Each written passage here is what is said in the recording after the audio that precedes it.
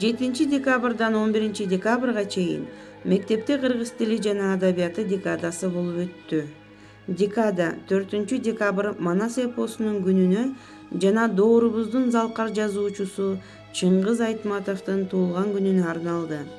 Декадада кыргыз тили жана адабияты Усулдук бирикмесинин мугалимдери онлайн ачык сабактарды өтүштү.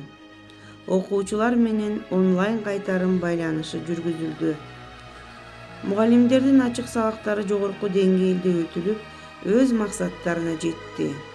Окуучулар арасында да жаш манасчы, манас айтуу конкурсу, Айтматов ааламы көркөм окуу конкурсу уюштурулуп, онлайн өткөрүлдү. Конкурска окуучулар жигердүү катышышты.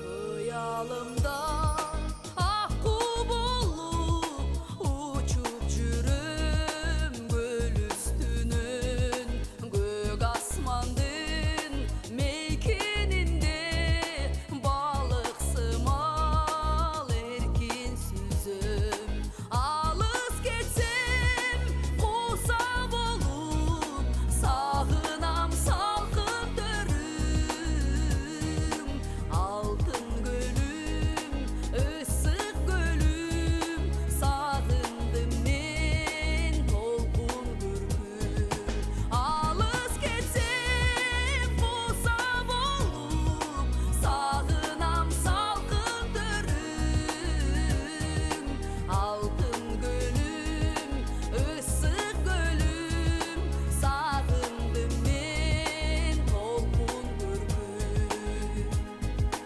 Bayırkını